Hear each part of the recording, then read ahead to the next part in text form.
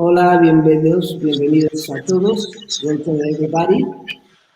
Briefly, a few words in Spanish before we switch to English.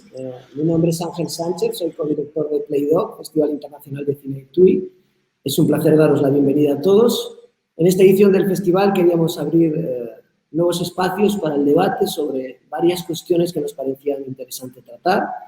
Este será el primero de varios encuentros online en los que contaremos con la participación de expertos y colegas de profesión que compartirán su rica experiencia y conocimientos con todos nosotros. A ellos me gustaría simplemente aprovechar para darles las gracias por su participación en el nombre del festival. Así que Émilie, Nellie, David, Jaume, it is an honor to have you here and thank you so much for your participation. And also I'd like to thank our moderator. También nuestras gracias van para al que será el conductor de estas sesiones, Roger Koza, amigo, exquisito crítico, programador, cinéfilo, que ha colaborado con multitud de festivales y en esta ocasión pues está aquí sumándose a la causa de Play-Doh. Él será el moderador de estos encuentros que ahora comenzamos. So Roger and everybody, I hope you enjoy it and it's all yours. Thank you. Y es un gusto volver de esta manera a TUI, en uno de los lugares más hermosos que he estado en mi vida y uno de los festivales que merece ese lugar hermoso, porque es un festival hermoso. Well, now in English. Sorry, my dear friends, that I have said something in Spanish, but I think it was, I needed to say it in Spanish. So thank you so much for having accepted to be here. It's truly it's a privilege nowadays to be able to meet people. Perhaps one of the good stuff about the pandemic was to be able to do this kind of meeting through different kind of platforms that we can gather together from many different places that we are. I am in Argentina at this moment, and others are in France, and others are in Spain or United States. So it's this is a privilege. So the first, our first table, it's very, I think, in the last 2 years has become one of the hot topics in film culture, in the sense that it's something that there is a kind of shift. So my idea is that we can, I can refer to what had been, how this table has been presented in order to have a proper frame, a precise frame, so we can start from that. The name of the table is Film Curatorship in the Streaming Era. And my description of that has been this one. Let me once again share with you. Selecting films, grouping them in terms of their tension and or continuities, redeeming or discovering authors, reconsidering cinematographic genres and their stories, recovering old traditions and making them dialogue with the present reality of cinema constitute the essential acts of curating. This preceding list stands, even now in the era of streaming, as an unavoidable material in the curator imagination, through alongside the emerging substitution of one model of exhibition for another, which doesn't not inevitably mean the end of movie theaters. More than ever, there is a demand for thinking about the differences, not always evident, between the menu of a platform and the program of a festival, as well as for problematizing the material conditions of exhibition that have aesthetic implications, while not discounting the reinvention of the activities around a real space of exhibition and a general event that is more than just the typical section of a questions and answers. So that was the frame of that. under the umbrella of film curatorship in the stream era. So before we can begin, of course, I will ask you if you can introduce yourself, and then each time that you introduce yourself, you just begin saying something about what we are talking about. Let's begin, if you feel comfortable. Émilie, would you like to start? Okay, I can start. Thank you so much for the invitation. As you mentioned, I'm French, and so English is not my native language, so sorry for mistakes and maybe incoherent blah blah, so don't hesitate to stop me and to explain what I'm telling about and saying about. I'm very happy to have this talk with you. It's always good, and especially those times, to exchange and to talk about new habits, or to talk with what we have discovered or what we have invented during those times, those 2 last years for Cinémathèque française. Actually, I'm in charge of Henri. I don't know if you're familiar with this platform. It was a new initiative. It has been launched in April 2020. It was conceived in 10 days. Of course, it's totally fake to say it was improvised. It came from habits, from way to think about programming, curating. We were very happy to have this possibility to put film and to broadcast films online. And actually, we decided to call it Henri because of Henri Langlois, our founder. And it's very easy to know what you have to do when you name something. When you have a name, actually you know what to do next, strangely enough. And for Henri, we all agreed about 2 things, actually. This platform had to be worldwide, with no geoloc, and this platform has to be for free. So that was the basis. And then we started to work from the really evident and natural and genealogy of programming and collection from Cinémathèque française, that actually nobody wanted to program, because we have relationship with platforms and Cinémathèque and festival. Even if we are a non-profit area, we know what's happening on the net and on platforms.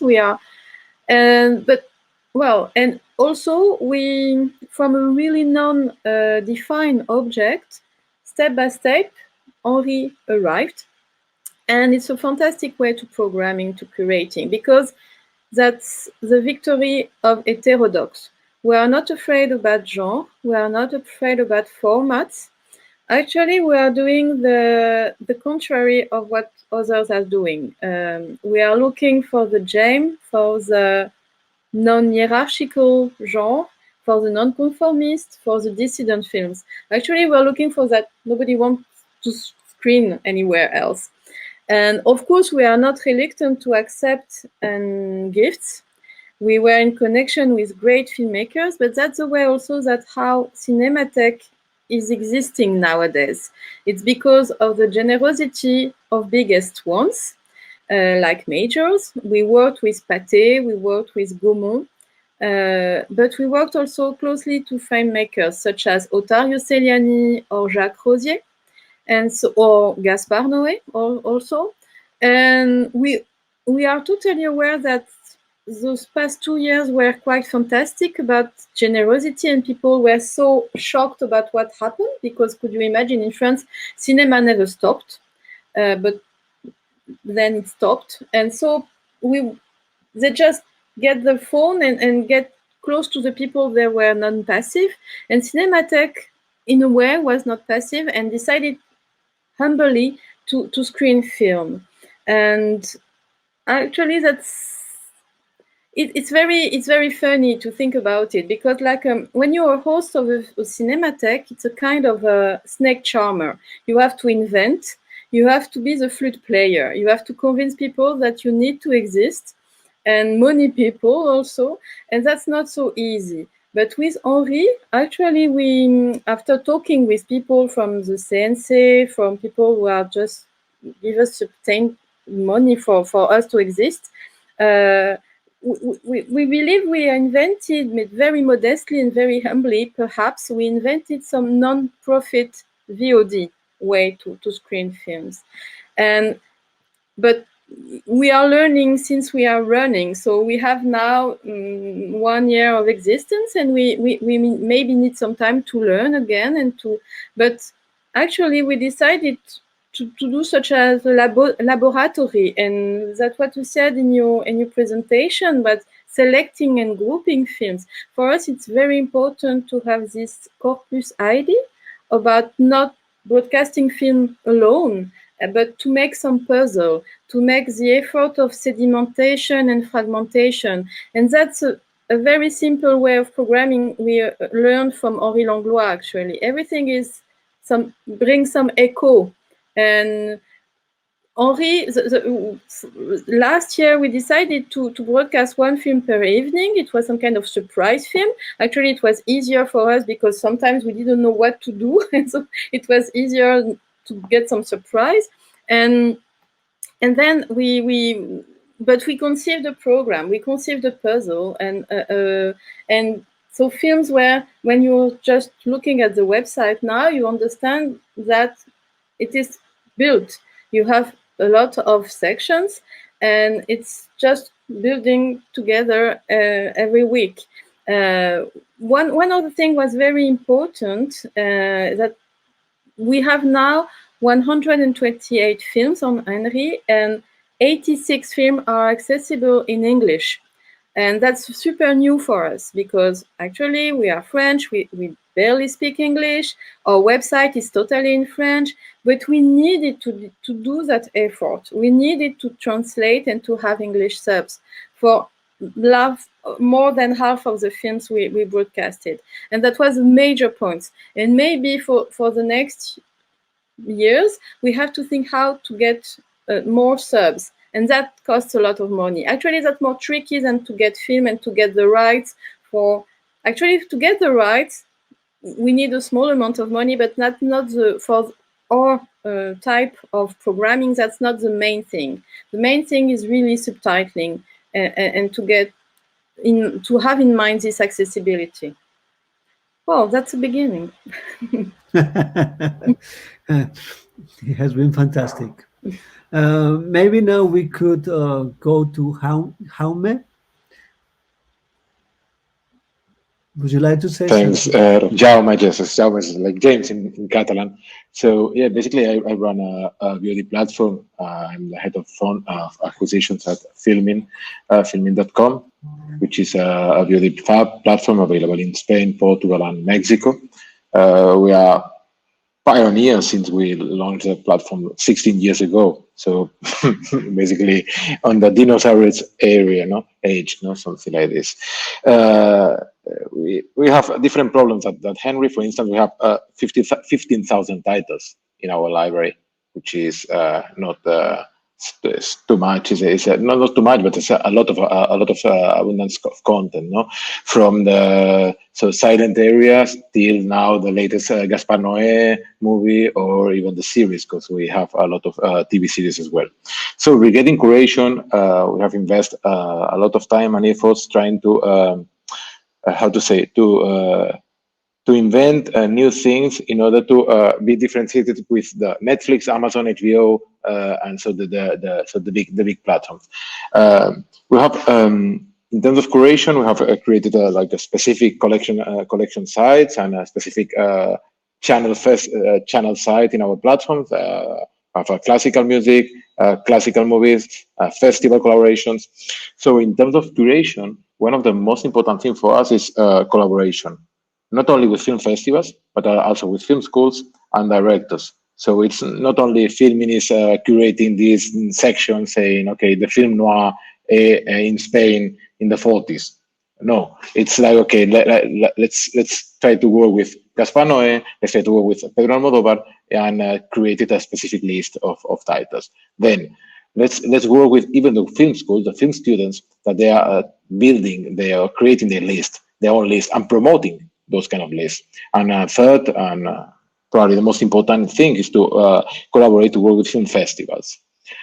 So Film is a VOD platform, and last year we, for instance, during the pandemic, the COVID time, we collaborated with more than 50 film festivals in Spain, plus 10 festivals in Portugal, meaning that we were the VOD platform for those festivals. Some were hybrid, took the hybrid way. The other went to the online, so went to filming. So first, collaboration. Second, of course, criteria. Criteria is important, and by criteria I mean in filming you have 10 people working on the editorial section, so creating content, on acquisitions, on promoting, on how to market those kind of contents. So third, it's important to market. So how to market these curational things that you are doing in your platform. So you can build a list or so create or develop a specific site, but then you need to promote this site. So then you need to collaborate with the marketing team of the platform. Fourth, and it's important, let's not forget, we are a VOD platform. Then we need to invest in technology. So it's not okay. We will create a website with this film directed by I don't know. Afghan titles, for instance. Let's focus. Let's develop a focus on the Afghan war or the Afghan crisis during the last 20 years. Okay, we can do these kind of things. Probably doing this on a website is easy, but cloning or putting this development into the smart TV applications or to the iOS, Android, then it will be more difficult. So let's not forget. Let's put in the equation the technology and the investment in technology for the curation. And then we need to work closely with the IT team. In our case, the IT team in filming is 25 people, and it's a lot for us. But it's important then to work together. And I would say that is and last but not least, we run a festival as well, which is Atlantida, and it's important. I'll tell you why. Because we created Atlantida 11 years ago. 11 years ago in Spain, probably 90% of the population download on piracy sites the movies that we were offering by that time. And then we decided that it would be important for us to create a festival. So a specific festival, not saying filming festival, but with a different name. Then we created Atlantida Film Fest. 6 years ago, we decided that, okay, online film festival is not cool anymore. We need to do something else, because media, journalists, newspapers saying, okay, online is okay, but you need to think differently. It's not, and then we decided to move on the hybrid model. So when we created the festival, also on the physical, and it's important even for a VOD platform to say, okay, we need to go in a physical way. We need to develop the festival in a place like Mallorca to be able to reach new audience for this kind of titles. These kind of titles we create. So in mostly European movies. That has been awarded in Locarno, Carlo Vivari, Cannes, and so on. For instance, this year we had the Spanish premiere of Annette, or Mabel Ma Beauty, which was one of the latest Sundance Award winner. And we have the Spanish premieres. Almost 1 million viewers this year for the festival. So yeah, for us it's quite important, and I'm quite obsessed in reaching new audience through curation. Let's not forget that 45 years ago in Spain, 1 million people went to cinemas to watch Pasolini, Romer, Bergman, and Costa Gabras, to say a few names. Nowadays, put aside the pandemic, mostly 50,000 admissions, 100,000 admissions. What will happen with this population? And so we need to, probably half of them have died. I don't know, half of them or a quarter of them have died. But then we need to focus on the rest and try to be attractive for the youngest generation. And curation is for us is a key. We are a small or mid-sized platform, and we need to reach this audience. Nellie, would you like to continue? And don't remember to say who you are and whatever you want to say, of course. My name's Nellie, Killian, and I've had sort of an interesting experience with streaming over the pandemic. I've been freelancing at several different organizations, and I've contributed programming to the Criterion channel. I work with an organization called Screen Slate in New York that started its own sort of more DIY screening platform that was weekly during much of 2020. And now I'm working at Metrograph, which has an online platform and is going to soon be resuming in theater screenings as well. So, one thing I think that we were just talking about is this sort of idea of audience. And before all this, I worked at a venue for many years at the Brooklyn Academy of Music. And much of my programming, however conceptual it was often, it was in conversation with the audience that would come to see the work. And you're sort of developing that audience, that trust. And it is a very, I think, one-to-one relationship in a lot of ways that I think is quite different online. And it was kind of interesting. There's a program I did at Metrograph in 2018 called Tell Me, which was about feminist filmmakers in the 70s, 80s, all about sort of this conversation between women documentarians and their female subjects. And we were in the process of putting it online at Criterion when the pandemic hit. And the series at Metrograph had a lot of people who came, multiple times, saw like 3 or 4 movies over the course of a week or, more in some cases. There was press, but it was very much in New York. And like Emily was saying, many of the movies that we showed were things that really weren't showing in other platforms. Like maybe they were available if you were really deep into sort of radical filmmaking in the 70s and you had like a login to like a special library catalog or something, but they really weren't things that were in the conversation. What was interesting about it going on Criterion and them getting there sort of online was that not only was this sort of rep series, that's the type of thing that you really would primarily see like at a big Cinémathèque or in a large city, it was now available in all of North America. And people who often didn't get a chance to see that type of programming were, thrilled to have it. And also people were able to see everything in a way that I don't think most people would be in a theater. That, if you do a season, even if you spread it out over a month or 2 months, most people can't get out to the movies more than once a week. So you really, again, sort of whatever conceptual links you're building, to a certain extent, the audience is coming to just what they're coming to see. And I think that there is something interesting about the way that online curation allows people to have a relationship with the series as a sort of cohesive whole. And part of what's so interesting about that is that so few streaming platforms do that type of curation, right? I mean, these new ones do. But, I think that you scroll through a lot of films made by women or whatever on Amazon, and it's not exactly the most thoughtfully put together list.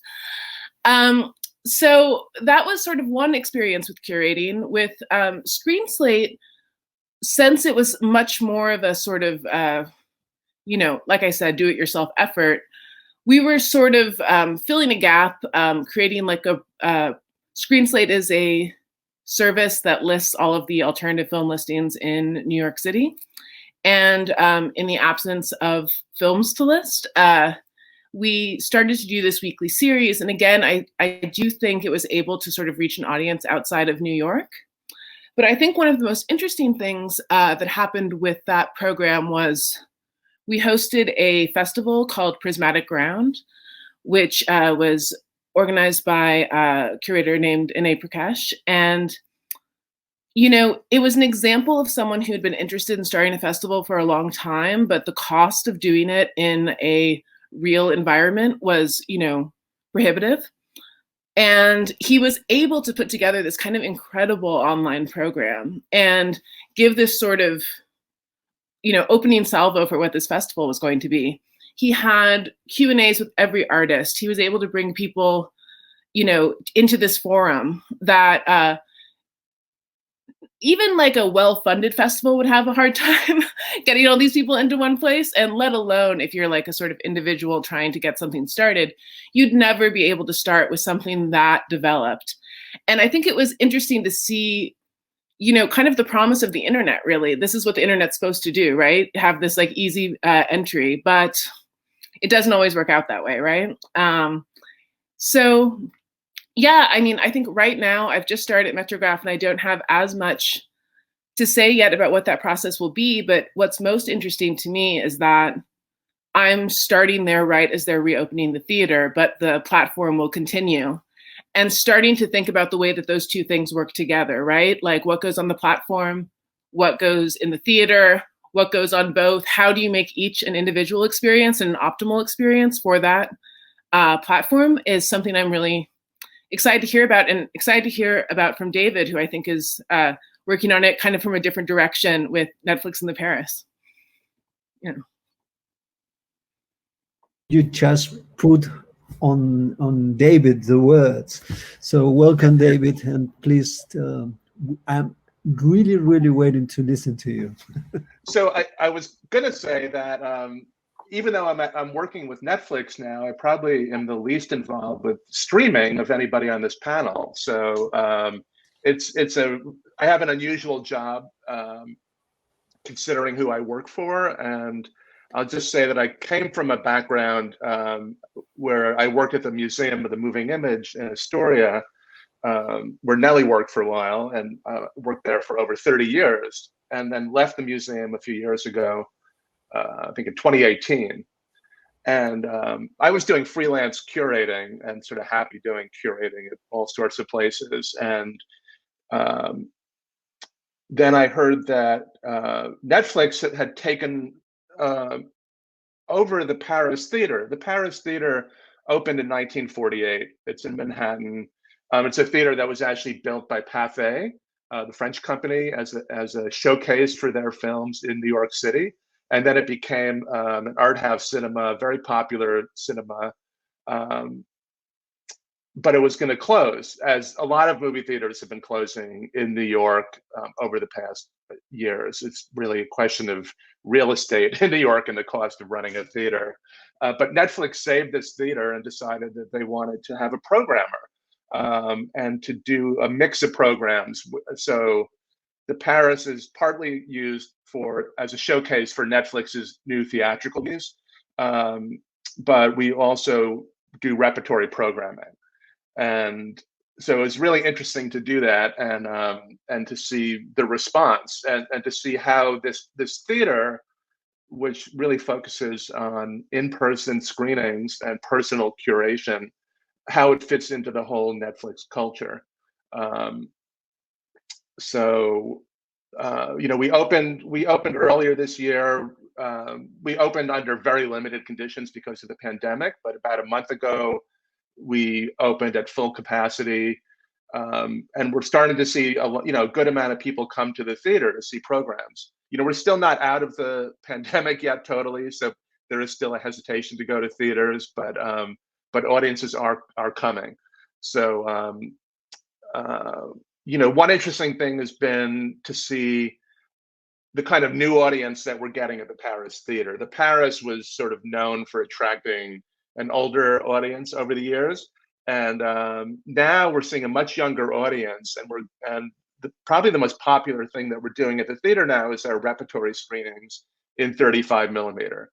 So audiences who have just spent countless hours watching films online, and I think all of us have been streaming a lot in the past year and a half, are really hungry to go to a theater and see a film, and not see a film, but see it on celluloid.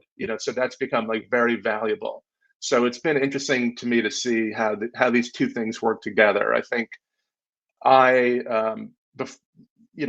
certainly been streaming a lot more than I used to. Somebody who's part of the New York film culture, I would say 2 years ago, I felt that if you watched the film online, it didn't really count. Like, you weren't really seeing it. You had to see it in the theater for it to really count as viewing a film. I think that changed. I think because of the accessibility of so many great films online and the quality of so many platforms, including the 3 that are represented here today. I mean, I have been enjoying Henri and the Criterion channel. The Metrograph actually did a great job putting their online offerings together. So I've been streaming a lot more than I ever thought I would, but at the same time, it makes me value the experience of going to a movie theater. So I think these 2 things work together. And it was interesting that Netflix made that commitment. It's a very big investment that we made in saving the Paris theater and keeping it going. And it's just important. We're working with filmmakers like Campion. We have her new movie opening and premiering in Venice in a few days.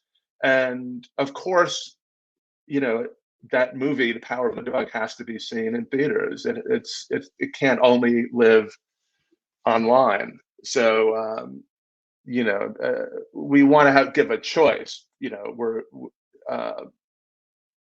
for people of how they're going to view it. But for the filmmakers that we want to work with at Netflix, it's important to have that theatrical component. So so that's how I'll start. But it's just been an interesting seeing how to fit into a streaming company, but really preserve this experience of going to a theater. And it's great to see how many people still embrace it. There is something that you have been telling from different perspectives, which for me is very interesting to see. On one hand, Émilie, that she has been working for the Cinémathèque, she has found out the possibilities of the reach, the possibility to reach audiences around the world through the Cinémathèque. So it was a way to go beyond the French territory. On the other hand, we have the case of Nellie, who has been working in Metrograph and some other places, but then again, the same kind of discovery. On the other hand, the experience of Jaume and David in terms of working with Netflix, there are 2 platforms which has been created on the idea of the websites, but somehow you have had the need to do something in territory. I mean, Jaume with a festival called Atlantida, and on the other hand, in the case of Netflix, to keeping the theater in New York, and now open up that theater. Not only that, also to bring people who are about to be the guys who are always on the net. I mean, the young generations. So what is interesting to me is, what do you think it's bringing us in this kind of dialectical between the territory, the cinema as such, and on the other hand, the streaming? Because it's not it seems to be, if we are just listening to what you have been saying, there is not a question of substitution, it's a question of dialectics. I don't know if you see my point. And I would like if you could further explore this intersection, this kind of mutual codependence, if there is, because I think there are people who are thinking that let's substitute that, forget about the cinemas. But at least this group of people working in such an important places, we are thinking in a kind of dialectics between territory and non-territory, streaming and cinemas. But my question is, why? Why we have this need? What do you think? Because there is something deeper behind, or is just a question of habits? Could I give one example to start? I mean, there's a filmmaker who I've programmed for a very long time named Ken Jacobs, an experimental filmmaker who just had a show last month at the Museum of Modern Art, and it was an outdoor screening. And it was just an amazing evening. He had a big crowd for the avant-garde world, which means about maybe 100 people, 150 people. And it was a one-of-a-kind event. It was incredibly special, and I treasure that. I'll never forget that. And it was great to be there, and he was there in person, and that was an amazing experience. But the platform that Nellie talked about, ScreenSlate, did a program during the pandemic with Ken Jacobs, the same filmmaker, and it was all online. There was it was on Twitch. You can correct me if I'm wrong, Nellie, but it was on Twitch. So there was a whole discussion going on next to the film, and then there was a conversation with Ken Jacobs afterwards, and that was an equally amazing experience. I mean, for one thing, I think we knew that it was reaching a bigger audience than he's ever to reaching in person. So there were just more people seeing it. And there were a lot of unique elements to it, and both of these experiences were very special. I mean, and I wouldn't favor. I would probably I always prefer a live event, but not everybody is able to be in Midtown Manhattan on a given evening. Mm-hmm.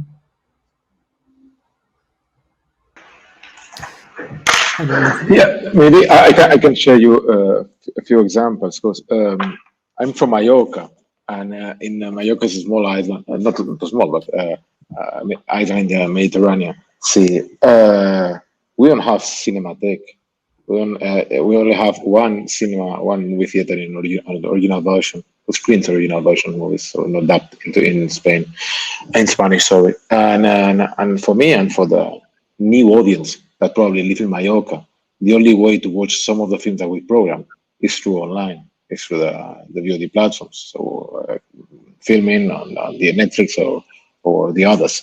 So during the last year, a lot of people could watch films through these hybrid festivals, thanks to these hybrid festivals, that probably never heard of them, of those kind of movies.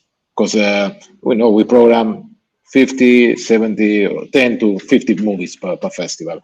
Those films are available for a limited seat number movie theaters, 100, 150, 200 people per screening.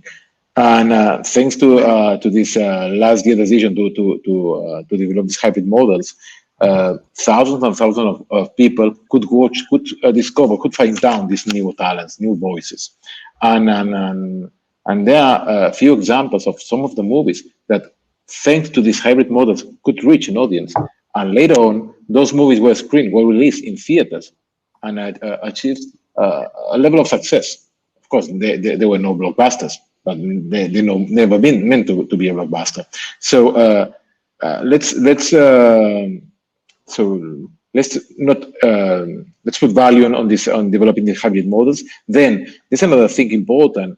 2 years ago, we decided to take all rights for the movies we acquire. So we sign all rights, not only VOD deals, VOD, but also theatrical, non-theatrical festival rights for the movies. And then we decided to start releasing our films prior at cinemas, then later on at Filmin.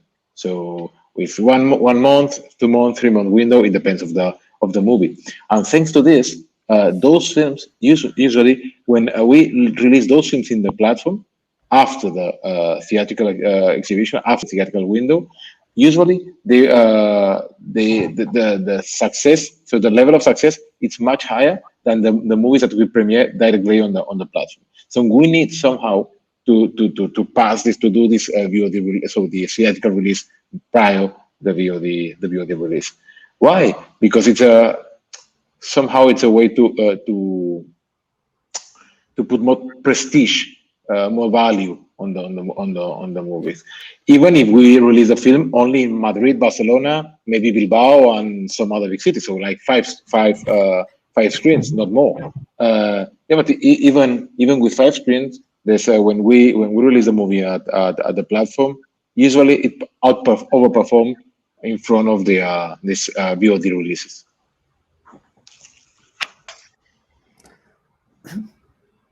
Yeah, I think one thing, I guess, sort of building on that and this idea of like creating sort of more of a conversation around films, that before the pandemic, I feel like it was almost like, real, physical venues would be a way for me to sort of, I guess it provided a structure for what I was going to see, that I would be like looking, even if I didn't necessarily see it at that theater, it would like sort of remind me that there was something I wanted to see. I think that the internet has always, obviously been there, and there's far more available to watch on the internet than anyone of us or anyone is curating. And I think that really it became about, this sort of the way that curating online has sort of evolved over the last 2 years, I really think is about, people need guidance in order to choose what they want to watch. And, no one's going to click on, the obscure movie, the political movie, whatever, unless they're given sort of a framework to get there. And I think it isn't an either or, but two different, like really sort of taking the model that's guided physical venues for so long and putting it into the internet in a different way so that people can have that sort of, like I said, context. Yeah. I find myself really drawn to the sites that are very narrowly curated. Mubi is a great example because they, highlight one film each day. And Metrograph is somewhat like that. I actually bought my first Metrograph membership because I started using the virtual offerings a lot. And there's a very small number of films, but I pretty much trust Metrograph enough to know that if it's on their website, it's going to be good. It's going to be worth looking at. Mm-hmm. So it's very valuable, this idea of selection. Yeah. I just want to add something about this very interesting question about the territories, because actually, Roger, you just put the point on it, because here at Cinémathèque we have 3 screens since now 2005, and before Langlois had this biggest screen in Palais de Chaillot. Well, Cinémathèque française, since it has been created, has a screen.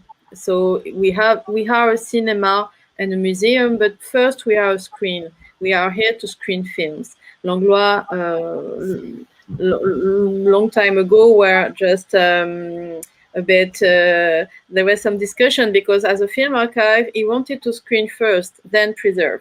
And that's, again, that's maybe our motto. We want to screen films and maybe not enough preserve.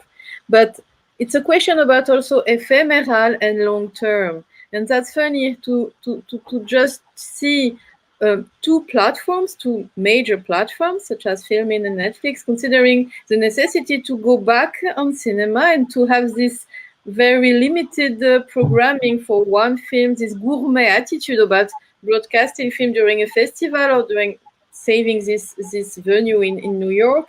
But it's a consideration about time, actually. And for Henri, we also noticed that we needed some time, and also that's a tricky question about negotiating film. When you are on a free platform, we consider ourselves a bit like a Boudu of the VOD because we don't have money, but we have great ideas. Boudu, the Michel Simon character in Jean Renoir film. So we have great ideas and generosity, but we don't have the means to do it. Maybe it's not our job to do VOD, but we want to try. And actually, we noticed that duration is very important. If you decided to broadcast a film for 1 week or 1 month and not for eternity, that's the basis also. But on Henri, we have this power to put online film for eternity, the films we have. We have a small amount of rights, and also there is some films we have.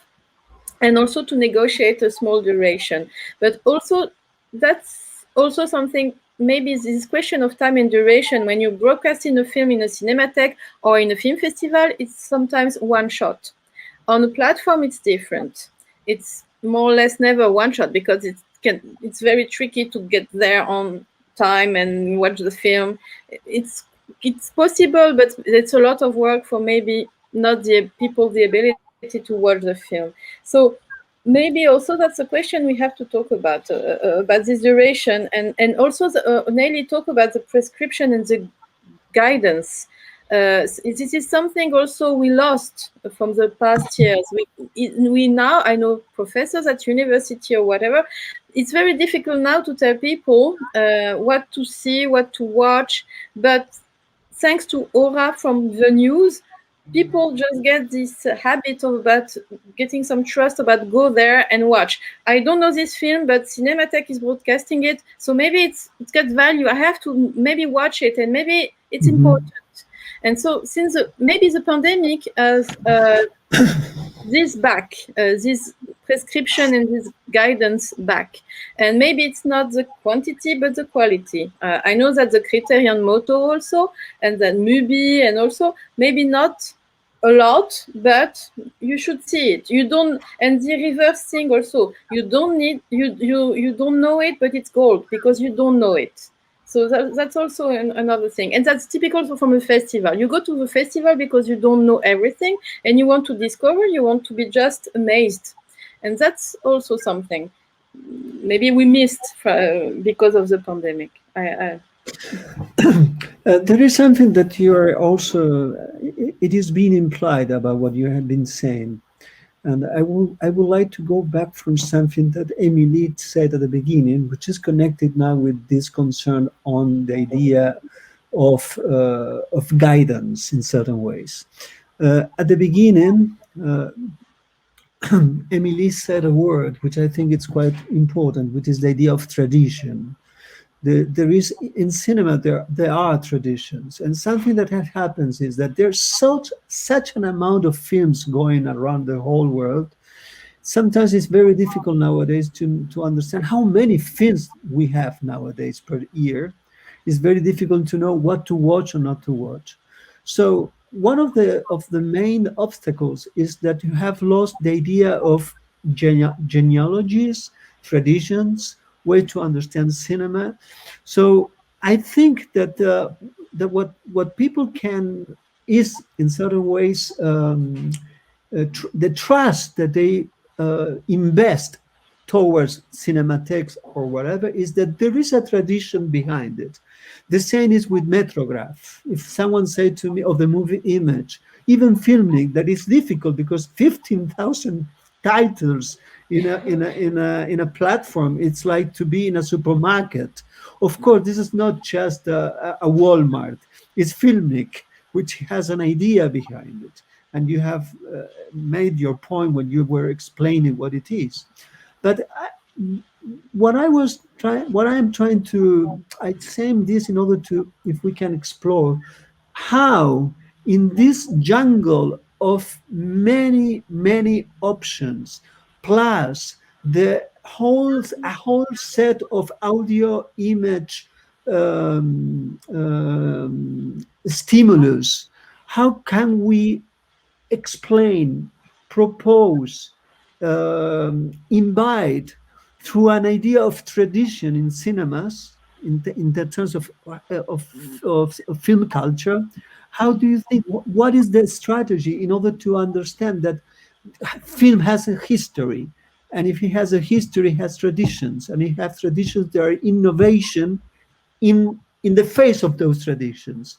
Otherwise, it's just picking up films like if we were walking on the street picking up candies, and I don't think it's just that. Well, I mean, Filmin, I think, does a great job with that. You know, like you say, it doesn't feel like a site that has 15,000 titles. It feels very selective. I mean, the way the site is organized, you enter it and there's very strong, simple thematic groupings. No, of course. Yeah, and clearly well selected. So it's very, it's very inviting. It feels very organized and selective and high quality, and also like a really nice. And David, sorry to ask you, but I don't know if I need to say this. I need to ask you this. How do you see this through like someone who's working in Netflix? Well, it's an interesting question. I mean, Netflix is serving such an enormous audience. We have 200 million members. So and it's continuing to grow, and it's a very global company. So it's tricky because it's not, the site itself doesn't feel as curated when you go to it. I mean, an interesting thing about the way it works is that there's so much work with work with I guess algorithms is the best way to use it, but there's like a real analysis of viewing habits. So what I started, I just sort of set up my own new profile page on Netflix about a year ago, and I found that it's suggesting films to me that are actually films I want to see. Like, it sort of gets a sense of the films I like. It's a little mysterious how it works. I mean, I know that it's all being done through through mathematical formulas, and you do, I think I do find that with Netflix, there's a lot of great films in there you have to do a little searching around for, because it's that's just what it is. It's such a big site. So I think I know what you're asking. I mean, I know why you're asking that question, because it's a different kind of site than the ones that we're talking about. So, but I find in a way the biggest surprise for me, or nicest surprise about Netflix, is how global it is. That there are films from all over the world. There's actually a lot to be discovered in all sorts of national cinemas. But it takes a bit of work, I think, to navigate that. So I hope I answered your question. Yeah. For me, it was it's a great question. Yeah, it's a great question. Because something difficult to understand in Netflix as a user is how the whole platform organize the films they have, and sometimes there are gems which are there's this hidden. new feature that it has on Netflix, where if you can't decide what you want to see, there's a button that just says play something. So you're basically saying pick something for me to watch, and I'm surprised at how accurate that is. It selects film. It's so far seems to do a pretty good job of picking films for me. It's a little, it's a little mysterious to me, because I know if I'm on the Metrograph site, I know there are very individual curators who are picking those films rather than computers. So yeah. How do you? Yeah. Yes, Nellie, please. One thing I was just thinking is, David was talking, obviously Netflix has a lot of original programming, but Metrograph also has acquired films, and I think we've all talked about having sort of rights to the films that we're showing. And it's an interesting aspect of this sort of historicizing your programming, when I think, it's a different scale, obviously, with something like Metrograph that, doesn't own that many films, and obviously isn't only showing movies that we own. But really, so many of the new streaming sites are just proprietary streaming sites for Warner Brothers, Disney, Paramount. I mean, Mubi buys movies as well. That I feel like there's this integration, not just on the exhibition side, but also on the distribution side with a lot of this, which I do think is an interesting,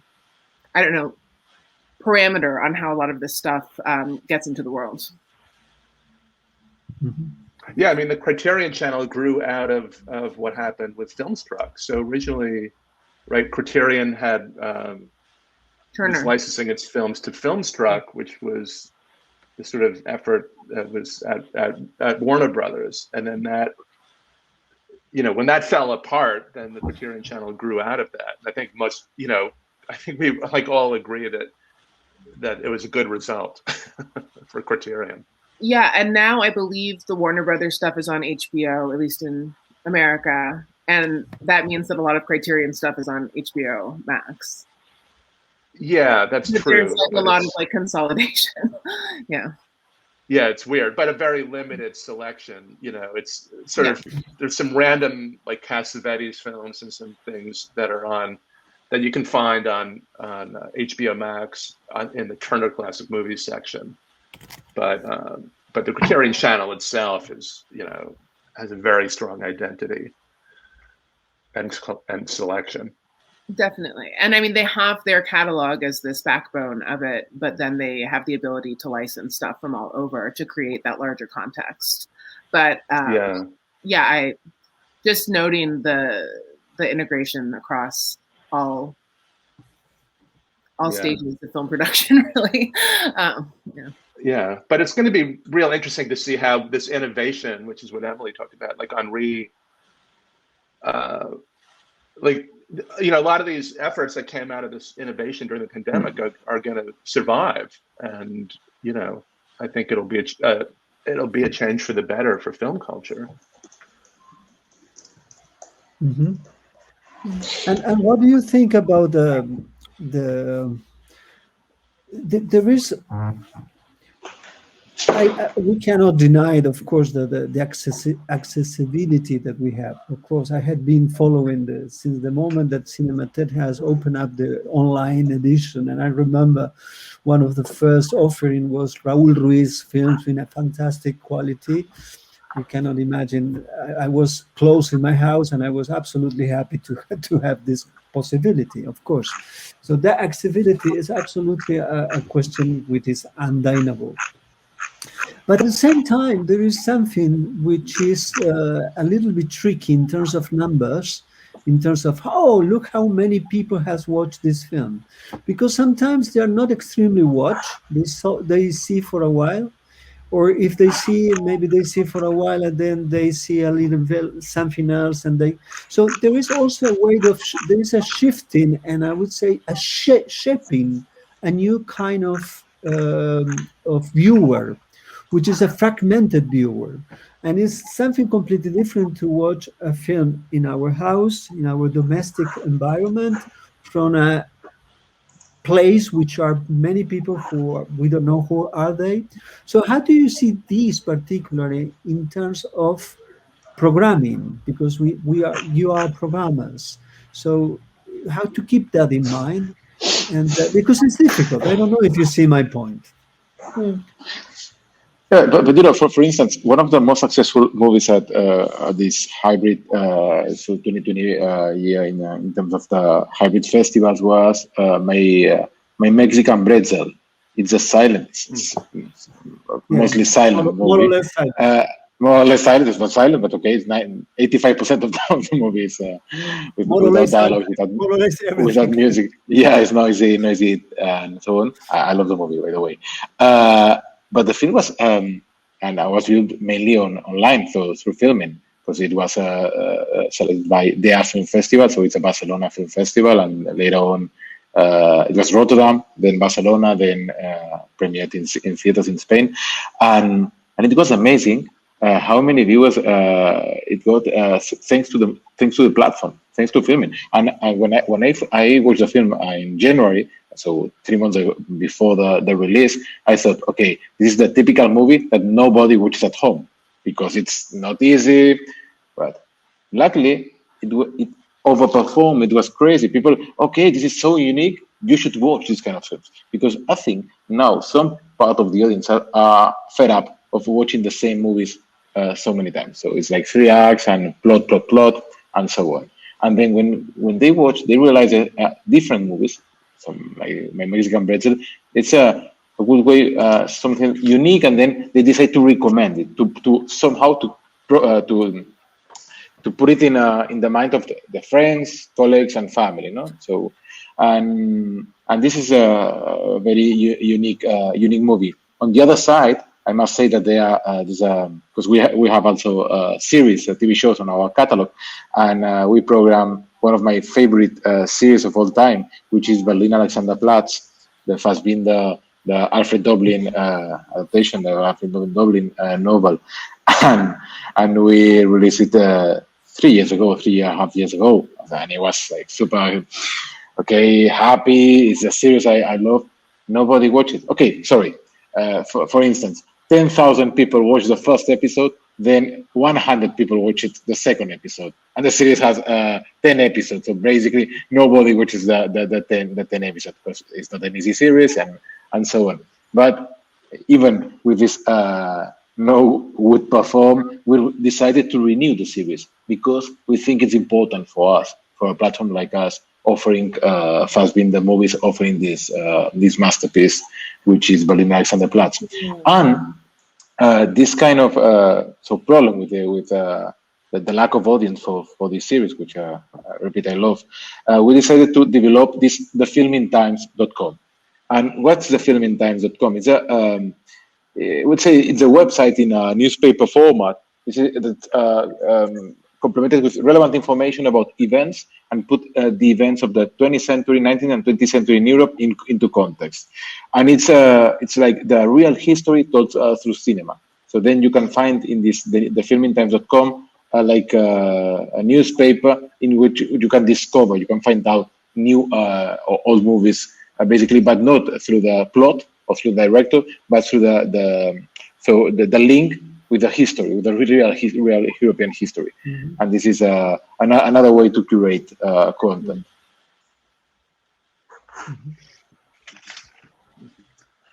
Mm-hmm. Questioning that's very interesting about you're broadcasting some Godard or Fassbinder film and you say it's going to be a hit. And then the numbers are here, but not that here. And for instance, our top 5 in Henri, and also I'm considering about the very humbly about Filmin and Netflix, and we have very small structure as the Cinémathèque platform, but our top 5 is very unexpected because the first ever one is Epstein, La chute de la maison Usher, which is the film actually we are broadcasting and we are loaning the most. It's like a chestnut tree. Every year we are just loaning this Epstein movie. It's like the main asked film from a collection. But then it was the top, and more than 90,000 people connected to watch this film, which is amazing. The second one is a documentary about the singer Christophe. And also here the number are amazing. It's 45,000 people. And then the documentary about Orson Welles at Cinémathèque. 2 documentaries.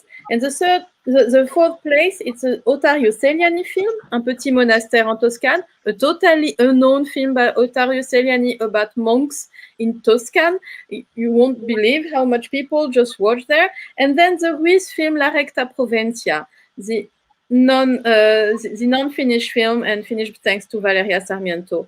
And it's amazing, actually. We couldn't just believe our eyes about this top 5, which explain also the very non-conformist platform and the program of this channel. Mm-hmm. So actually, you can never say, but we must not underestimate the taste and the eyes of our watchers, never.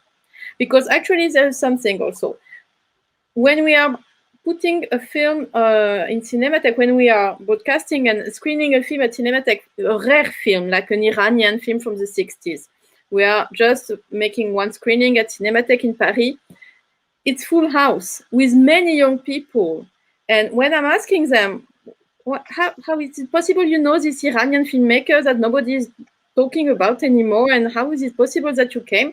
Actually, they know about it because they have been watching the film on very bad condition on YouTube or Karagarga or whatever. But they know it's rare, they know it's valuable, and they know this is a gem. So actually, internet, and most of the time, maybe not anymore, but there is some argument against internet, but I'm not sure about that. I think internet is a sharpener. It's a pencil sharpener for our watchers and for our cinephile, because they know what, and they have taste. So maybe guidance and prescription have changed, but still there is some need and curiosity and appetite for film, definitely. Yes, I want to give you another example, which is Come and See. Come and See, the Russian movie by Oleg Klimov. Yes. It's one of the most successful movies that we have released this year. it's a movie from the 85, so it's like 85. 35, 36 years old. It's not a new release per se, but it's a new because nobody has watched it on a 4K version until now. So Yes. this is another way to say, okay, not all the new releases are new. By new, I mean from last month. And maybe that's the time also for Klimov to come, because thanks to the success of Tarkovsky, you know, Tarkovsky, that's one of the most successful retrospectives we made. And we couldn't believe that also, because what's happening with Tarkovsky? But people needed Tarkovsky now. Not Gus Van Sant anymore, but Tarkovsky, yes. That's really amazing. So now maybe it's clear, people are, they want to come and see because their connection, and you have to explain, but Klimov and Tarkovsky, of course, you can explain things thanks with the connection between them. But that's amazing, yes. You were about to say something, Nellie, because I saw your... Oh, No. No, it's okay. I mean, I was just going to say, like, one thing that happens with streaming programs is, you know, they'll get launched at a certain time, like on Criterion, they get launched at the beginning of the month. And you have this experience where a lot of people are watching at the same time, you know, so it sort of feels like a repertory screening. You know, I remember when Criterion did like a series of Columbia film noirs, and everybody is, you know, on Twitter is talking about it, and you get a communal sense, which is kind of nice, even though it's not in person. Yeah, I was going to say that Letterboxd, you can see, I think at least in the United States, there's been such a decline in culture press, in film reviewers and major newspapers actually covering sort of more obscure art, film, music, everything, that I think there was a real void of being able to get those recommendations and, you know, from a source other than the theater that you're going to see them in. And that Letterboxd in some ways has like helped people get into these communities where they're getting good recommendations. And, you know, I think a lot of that is driven, you know, not just by things that are watched legally, but also things that are downloaded or watched on YouTube or whatever. But one thing I found very interesting, I've taught younger students, college students for the last several years, and Metrograph is actually re-releasing Possession, the Zuławski movie, this year.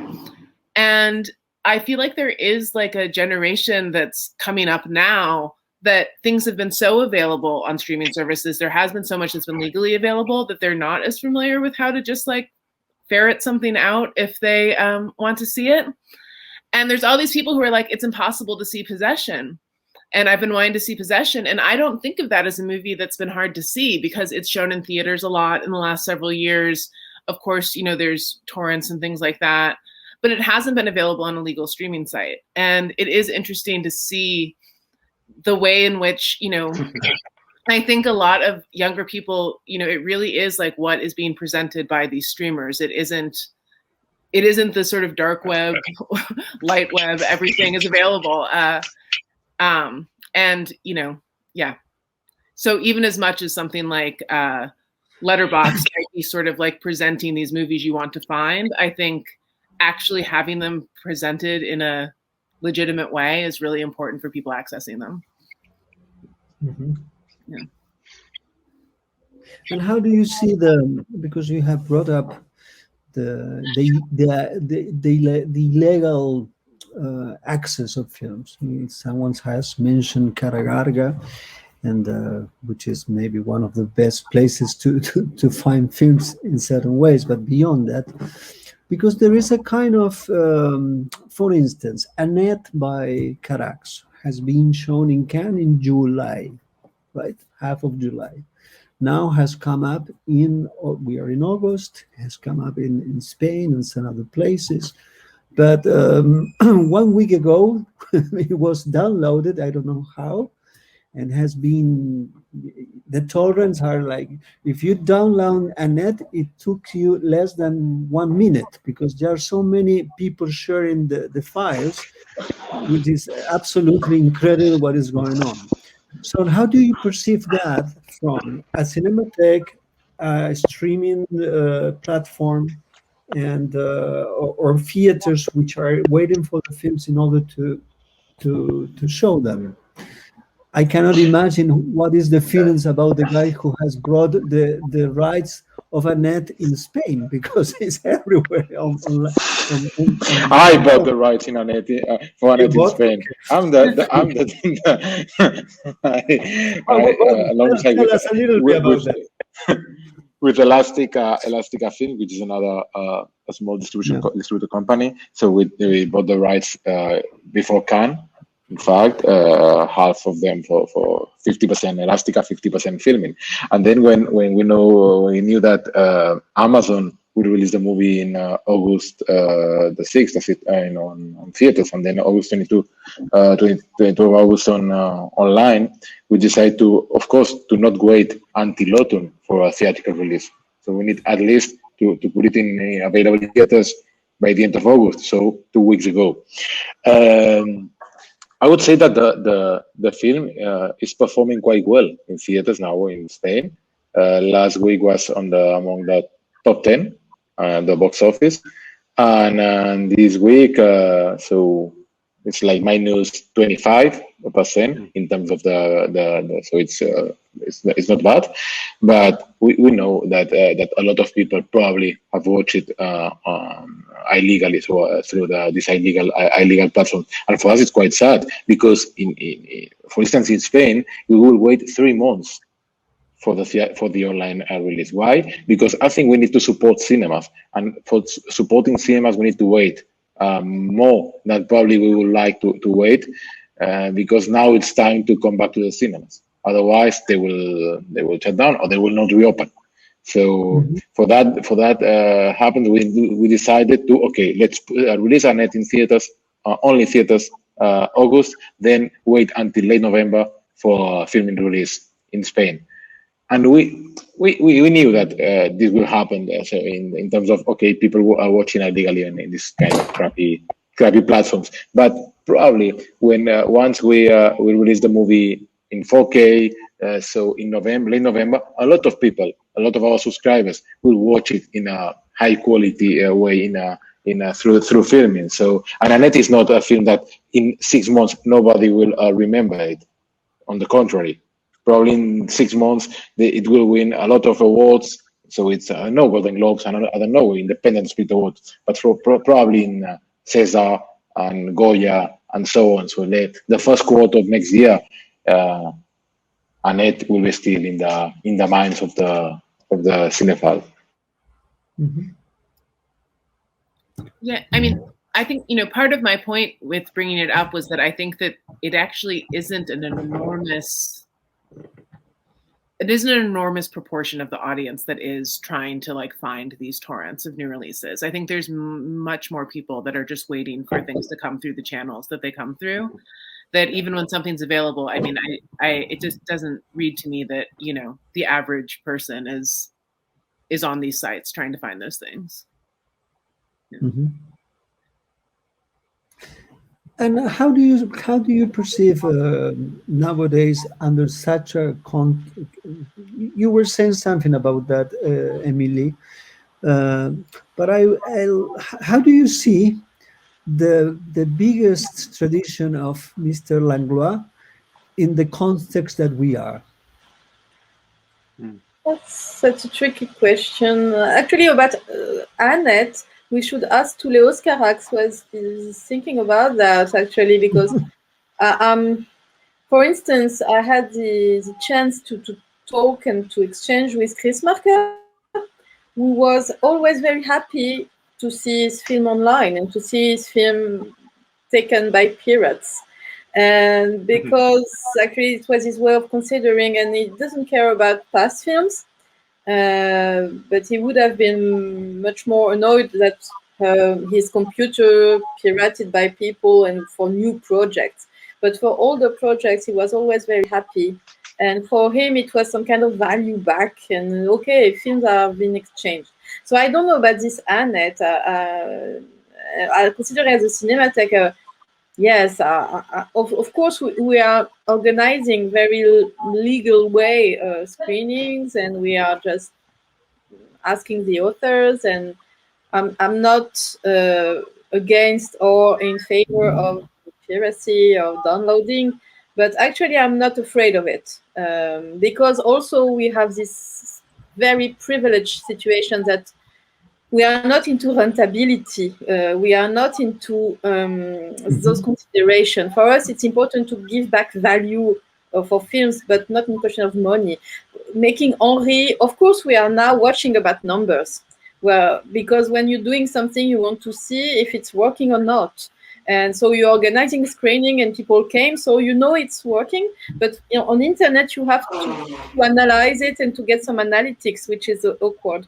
But for Langlois, yes, he has never been into that consideration about virtuality and numbers. And so I don't know.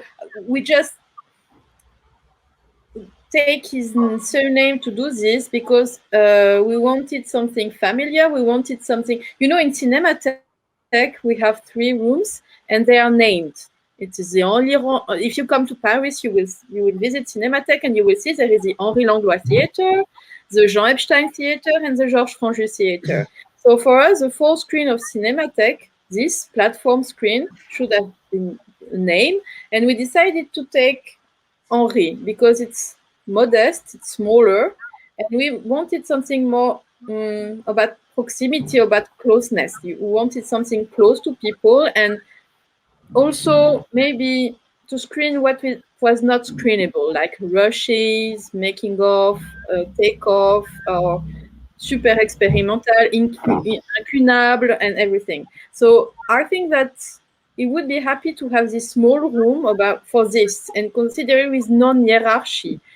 We are considering that broadcasting the rushes of Buñuel is almost important than the film itself. And we are explaining why, and we are presenting why. So I don't know. I'm talking about this guidance and this ability to watch. I think Langlois would have been sad if people would not come to cinema, would not watch film, whatever. I think considering past years, screening were absolutely awful at Cinémathèque. Langlois used to screen very poor print without any intertitles. Just when you read Rivette's testimony, the Rivette speaking about screening at Cinémathèque and about Les Vampires by Feuillade, Rivette said once that it was absolutely awful. You could not understand anything because they were not screening by number. It was not the episode 1, then the episode 2. It was the episode 5, then the episode 10. And you don't understand anything, but you were just passing by and it was okay. And with no intertitles, no music. But people came, and because they wanted to see something maybe lost. And so nowadays, we do not underestimate the taste, but we do not also invent gourmet eyes. It means the super 12K version, or we cannot broadcast it because we don't have this version. We don't have actually on Henri, we don't care about that also. So maybe it's important to have a lot of different platforms, just have the possibility to screen different versions or different quality. And I don't believe about the ultimate restoration thing. It has been a lot criticized also. So I think internet is a wonderful, in chemistry you say creuset. It's a kind of, pan where you cook something, and it's a wonderful playground also. You have a lot of possibility, and it's a lot of accessibility. I was speaking about Iranian cinema. It's very easy now to find Iranian films. It was not possible when I was young and when I was a student. It was very, very difficult. You have to go very far away to see those films. So, and I think that the less we can do about keeping to stay gratis and for free and worldwide, we have to keep as Cinémathèque, we have to fight about this generosity, I guess, and this kind of extended vision of cinema, and to help others actually.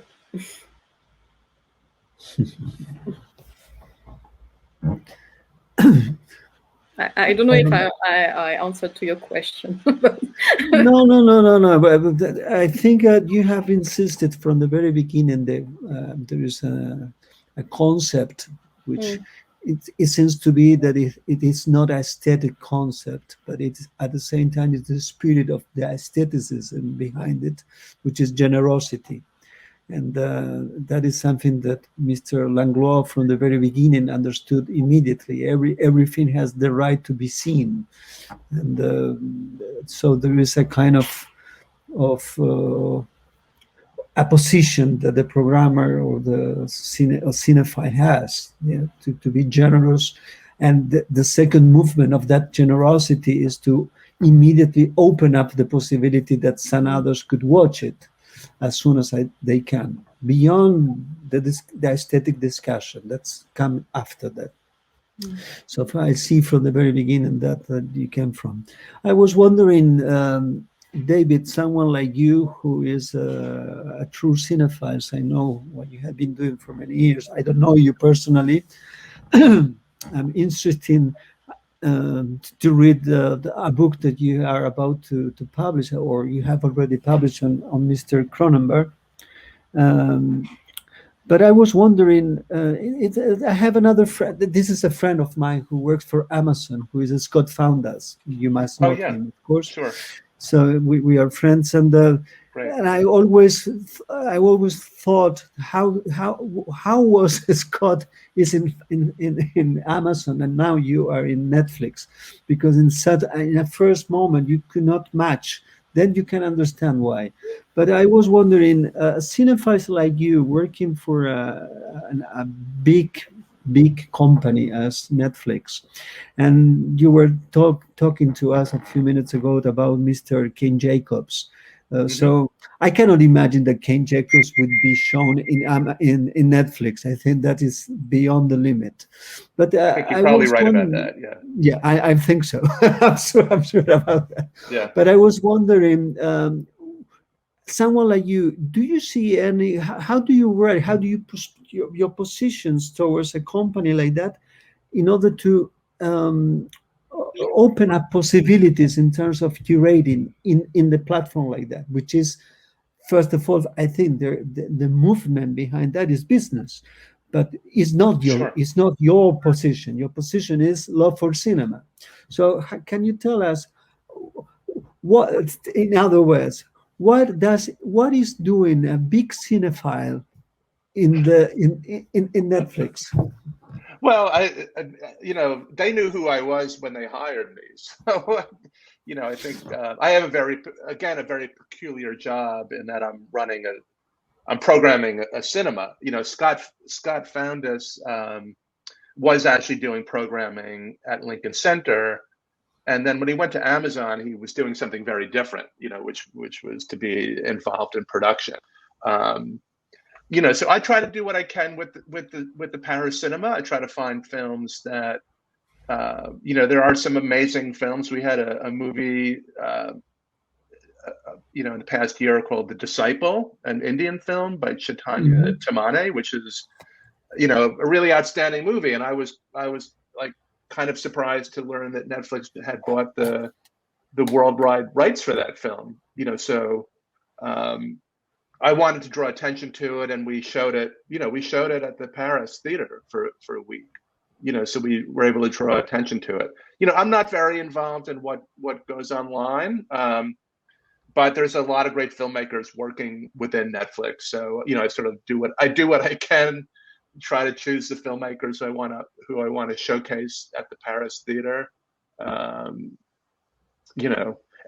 But I'm part of a very small team. It is a very big company, but we have a team of about 8 people it's a theatrical distribution team, and we put our films in theaters. And so that's mainly who I work with, with that group. So, that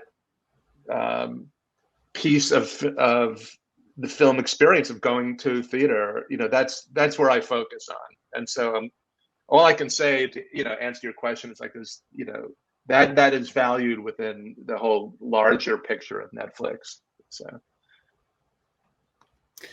Nellie, when you were doing the program with the woman, you were mentioning before, and of course, one of the amazing positions that you immediately realized was the reach that you have. It changed completely the accessibility, and that was a big surprise for you. Something that sometimes I have realized working in fields like you are working is that sometimes it's not so easy, even though that certain filmmakers are open up themselves in order to of course, to give the films in order to be shown around many places because it will be in a website. At the same time, sometimes when you are trying to find a particular subject or some kind of specific program, it's not always easy to find the rights when you are about to show those films online. I can imagine that you easily will get immediately a yes if it would be Metrograph, a physical Metrograph, but would not be the same with the non-physicality of the program. So, how is your experience till now in that particular case? I think, with the Tell Me series, the Women Filmmakers series, so much of it was the rights were with the individual artists who, while logistically then you have to deal with one different rights holder for every single film. It is, you're dealing with the person and, they want their film to be, seen by a larger audience. So that is more straightforward. One thing I think has been interesting with my experience doing online programming during the pandemic is that even large rights holders like large studios and things were amenable to having basically a rep screening online where you pay basically theatrical rights to stream something. And that is something that I'm curious how it will evolve as we get back into real screening spaces, if that sort of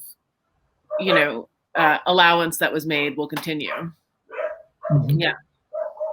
But yeah, it's you're often dealing with a different person or a different company if it's an online screening versus in person. I mean, it's another level of sort of logistical complexity for sure.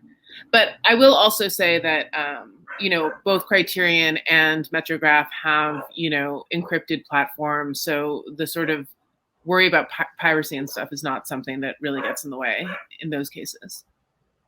Okay, that's good to know. And with you, Jaume, I would like to ask you something else, because I love what you have been doing in Filmin. I've been following that for many years. But I was wondering, because the quantity of films makes you share films with some other platforms, because there are some films that they are available in some other platforms. So how do you feel what makes the difference that I should go to you and not to go to some other places?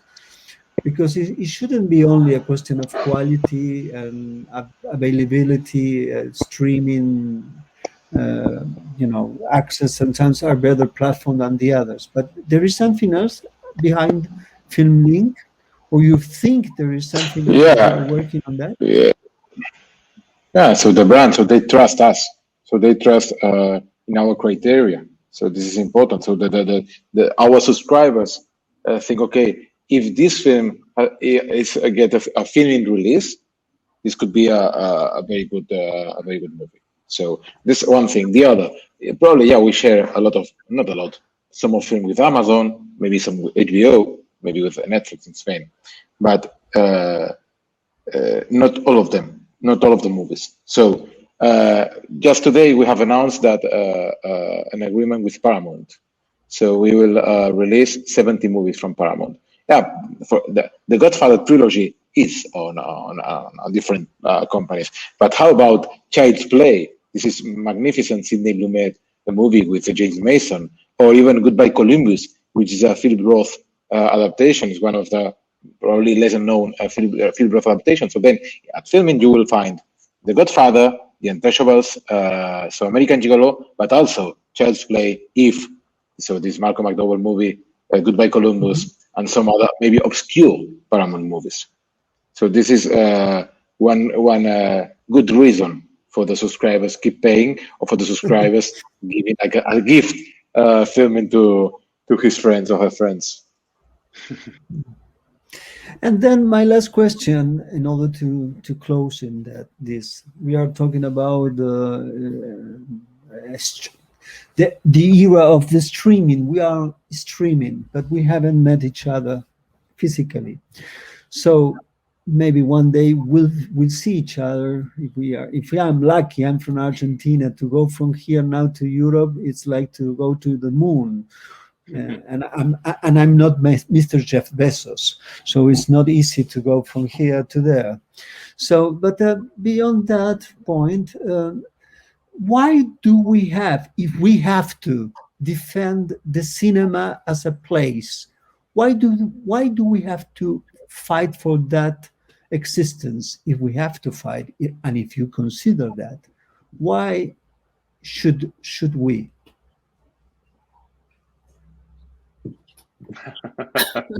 I think we all take it for like it's so primal to all of us that it's hard to even put it into words. I mean, I feel like, you know, if I think of the best experiences I've had watching movies, it's always tied to an experience in a theater.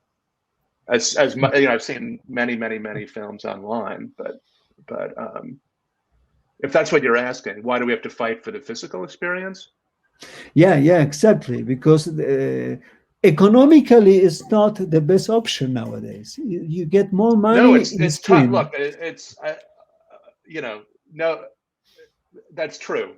It's tough. Like very few companies other than Netflix could have saved the Paris theater, but you know, nothing beats the experience. I mean, but you know, before I was at Netflix, I was, as I said, doing freelance programming, and I did a series at the Filmmakers Cooperative, which is an experimental distribution center, and they have a screening room that has about 20 seats, and those were some of my most memorable screenings. You know, to 10 or 15 people just sharing an experience. I think it's special for so many reasons.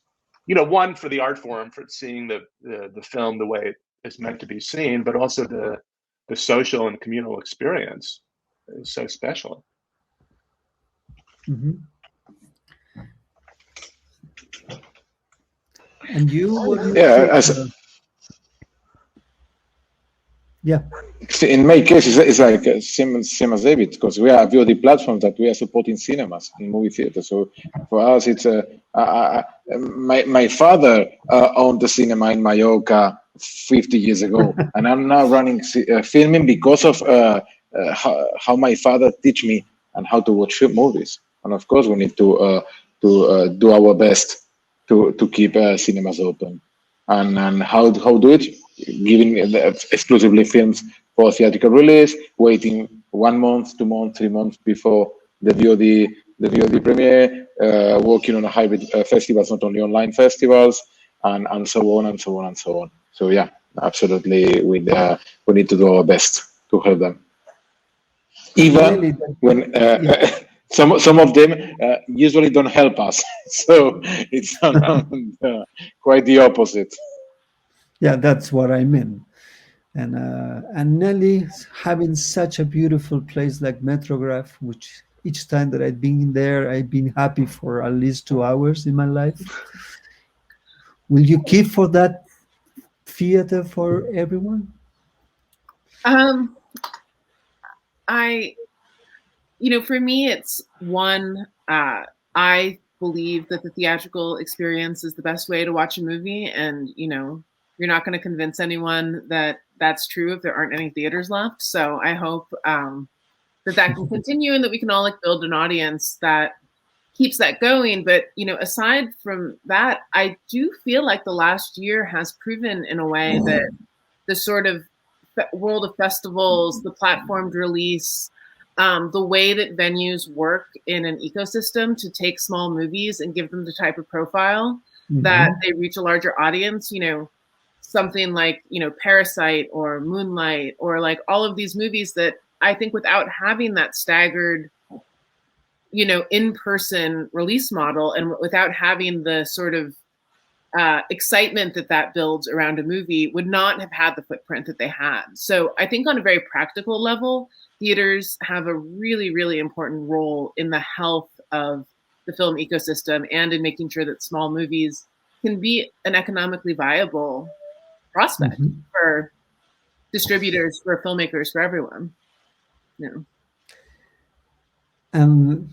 Émilie from the Cinémathèque.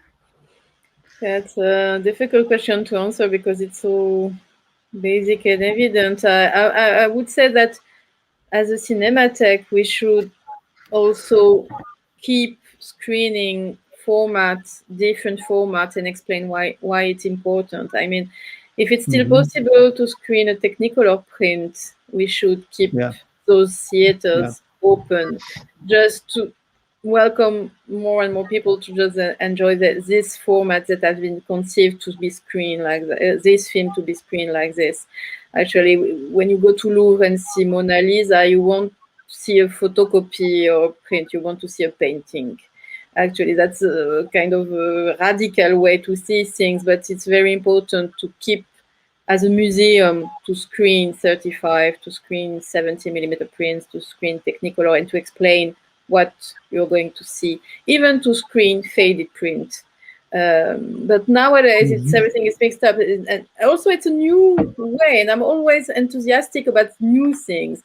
And considering that Netflix and Amazon are producing film, so they changed also this format.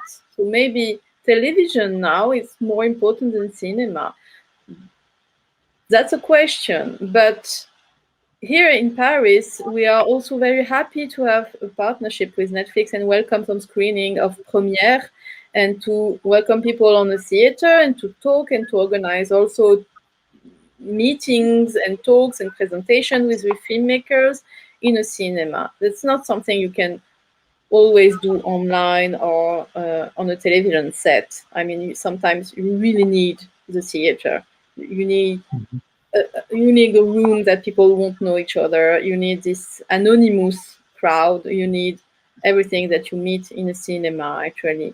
You need also to be amazed. It's also about considering the streaming and the platforms question. It's not a question about to find, but what to find. Also, this programming, curating is very important. And so, well, I mean, I'm not afraid. Cinema won't close. A museum won't close, and cinema won't close, because we were so sad and so unhappy during those pandemics. People complained a lot, so that's also a good sign. When people still complain. Maybe I'm French, so that's my way of thinking. But it's also a good sign, because they missed something, and the need and missing is good always. Okay, I don't know if anyone wants to say something else. Otherwise, we had been for 100 minutes talking, which is a good length of a film. So maybe it's quite enough. And if there is nothing else to be said, I just want to say thank you so much for all of you, Nellie, Émilie, Jaume, and David, from all places so different one from the other, all together for a Spanish small but big film festival, which is Play-Doh. Thank you so much for all. Thank you for your time, and the best of the best. Well, this is something which is quite clear for me after listening to you. All of you, you are truly lovers of cinema, and that's the only way to keep on. Thank you so much. Thank you. It's a pleasure. Merci. Thank you. Thank you. It's a pleasure. Bye-bye. Bye-bye.